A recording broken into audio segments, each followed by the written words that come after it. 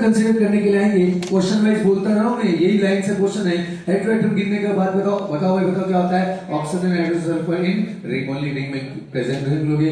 आपको बोलूंगा मैं डिग्री पहचान भाई, आइडेंटिफाई करेक्ट डिग्री, कौन सा सही कौन सा नॉट करेक्ट, ध्यान रखना, कांड मत कर कराना। Which of the following is not correctly match, not को अंडरलाइन कर लेना, आपसे गलत पूछा है, ठीक है ना। Which of the following is correctly match, correct पूछा है। NH2 है तो 1 डिग्री, NH2 तो 2 डिग्री, N है तो 3 डिग्री अमाइन। OH किस कार्बन पे जुड़ा है उसको देखना है। OH अगर 1 डिग्री पे जुड़ा है प्राइमरी अल्कोहल, 2 डिग्री पे सेकेंडरी अल्कोहल, 3 डिग्री पे टर्शियरी अल्कोहल। होमोलॉगस सीरीज के लिए फंक्शनल ग्रुप का सेम होने के साथ साथ आपको एटलीस्ट एक कार्बन का डिफरेंस होना चाहिए।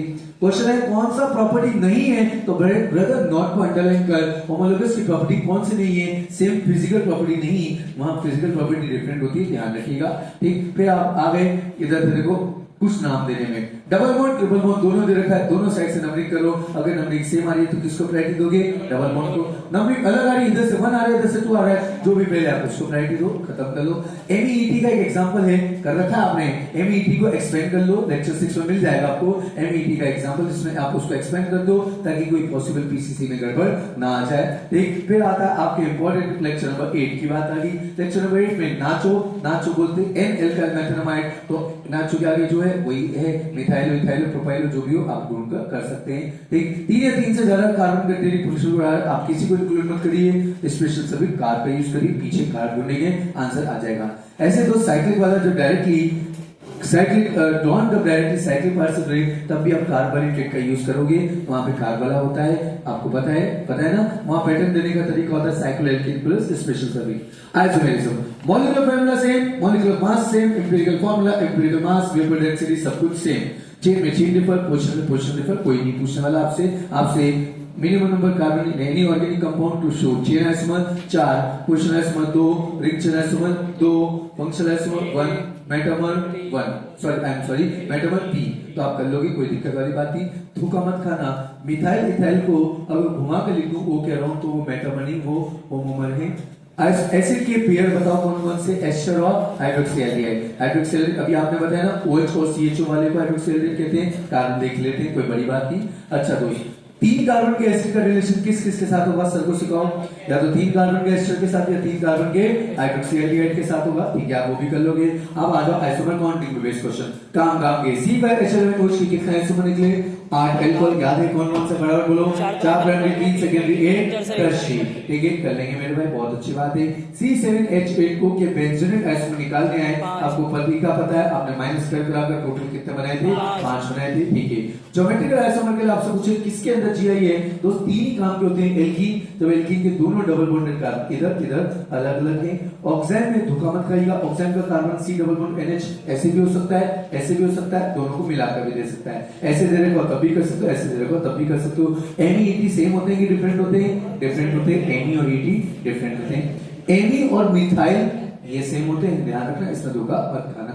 अच्छा भाई कर लोगे, आपको स्पेशल एग्जांपल तो बताया 10th लेवल वो कर जाना, वो तो डेफिनेटली आती है। फिर आता है आपका कौन सा ZE में आपको पता है एक इंपॉर्टेंट एग्जांपल, जिसमें सभी कुछ आ गया, मल्टीपल बॉन्ड और सारी चीजें आ गई, ठीक है। फिर आता है इंपॉर्टेंट प्रॉपर्टीज, लो बताओ भाई, बॉइलिंग पॉइंट और डायपोल मेम्ब्रेन कौन ज्यादा होता है दोस्त, सिस वाला ज्यादा होता है, ट्रांस से कारण बताओ मुझे, ट्रांस में क्या हुआ, अपोजिट में मामला कैंसिल, डायपोल में कैंसिल।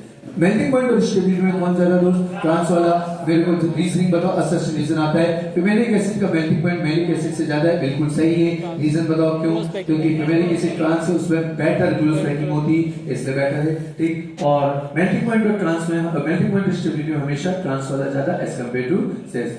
प्रॉपर्टी फॉर्मूला एक ही है, Gi is equal to 2 के बाद n, जहाँ n क्या होता है, नंबर ऑफ डबल बॉन्ड, 2 के बाद 2 बताना दोस्त, 4, 2 के बाद 3 डबल बॉन्ड है 8, कर लोगे भाई, कोई दिक्कत नहीं।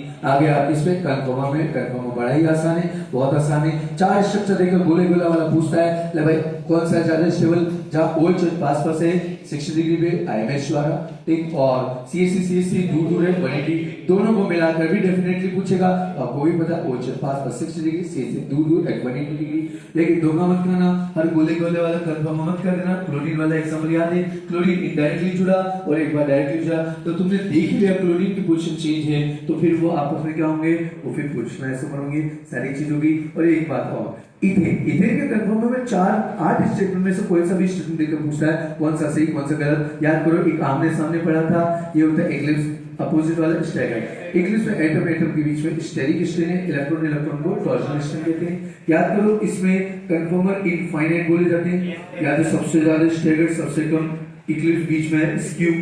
तो ध्यान रहे स्टेबिलिटी में डिफरेंस होता है, एनर्जी में भी डिफरेंस होता है। एनर्जी डिफरेंस पे एनर्जी बैरियर कहते हैं 1 से 20 किलो जूल पर मोल।